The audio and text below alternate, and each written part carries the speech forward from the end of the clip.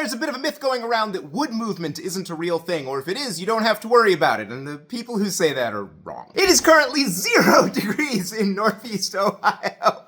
And the heat is running non-stop, which means it is bone dry in here. And that's having an effect you can see. When I built this workbench in the summer, all of these boards were butted tight together. Look at how much space has opened up in this dry weather. And this top was dead flush with the apron when I built it, but the dry weather has shrunk this board, and there is an obvious lip right here. And if you want to really see some wood movement, check out my saw bench. These end pieces are glued and screwed in place so they can't move with the seasons, and they split badly. I expected this to happen and I didn't care because it's shop furniture. To prevent this, I would have used 2 narrower pieces, but I had the wide stock, so I used it. And of course, you can't be so casual when you're building hardwood furniture, where a split would be a disaster. Most of the parts in this table are too narrow to move very much, so you don't have to worry about it, but the top is solid hardwood and it's really wide. This is your failure point. And I attached the top with pocket screws and no glue. Screws can bend a little bit, and I drilled these holes a tiny bit oversized.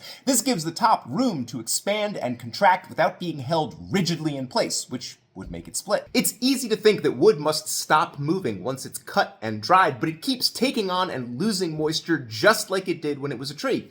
It's almost like the wood is dead, but it remembers being alive. Zombie wood.